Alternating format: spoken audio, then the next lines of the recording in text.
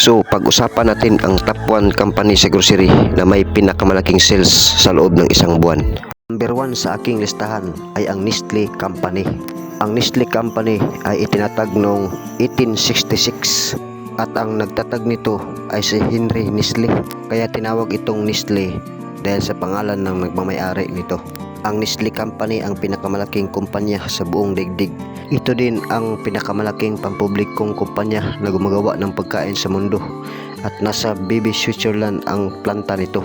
At dahil sa malaking kita nito, sa katunayan nakaranggo ito noong 2017 bilang number 64 building sa talang Fortune Global 500 at pang 33 naman sa edisyong 2016 sa talang Forbes Global 2000. At alam nyo ba na 110 years na ang company ng Nestle at hanggang ngayon ay nagiging top sales pa rin ito sa mga grocery stores. At noong 2022 ay kumita ito ng umabot 94 billion at sa kabuuang pagmamayari nito ay nasa 135 billion and 180 million pesos. At noon lamang 2023 ay umabot na sa 270,000 ang dami ng empleyado na nagtatrabaho dito.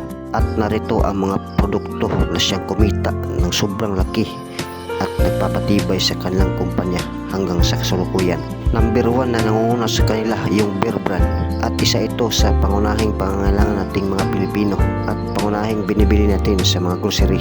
Pangalawa ay ang Cerelac na kadalasan nating binibili para sa ating mga bata. Sila din ang may-ari ng Nido at sa kasalukuyan ay malakas pa rin ang binta nito. Pagmamayari din ng Nestle Company ang Nestogen na siya din ang may pinakamalaking binta sa loob ng isang buwan at sa kanila din ang Nankid na gatas at meron din silang product na cereals ang Coco Crunch na palaging binibili ng mga bata.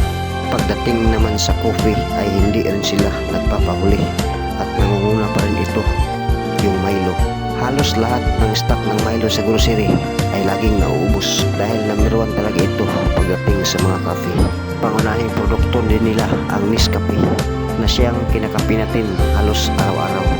Pagmamayari din nila ang Coffee Mate at usapang chocolate naman ay hindi rin sila mapapahuli dahil produkto nila ang KitKat. At usapang food beverage naman sa kanila din ang Chucky. Isa din ito sa pinakamalaking sales nila dahil ang mga bata kadalasan ang bumibili nito. Nagiging top sales nila ang produktong Nestle na pangunahing binibili natin at nagagamit natin araw-araw. At usapang pampasko ay hindi rin pahuli ang all-purpose cream na produkto nila. Halos lahat ng customer sa grocery ay ito talaga ang hinahanap dahil sa sobrang sarap at proven tested na ang produktong ito. At usapang kusina tayo, ito yung pambato nila, yung Magic Sarap. Isa din ito sa may pinakamalaking sales sa buong buwan.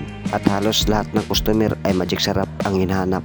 Halos lahat ng product ng Nestle ay napakabinta talaga pagdating sa grocery. Hindi lang 100,000 kundi billion-billion ang kita nito sa loob ng isang buwan. Pa-like naman at pa-share para sa susunod nating video mga amigo.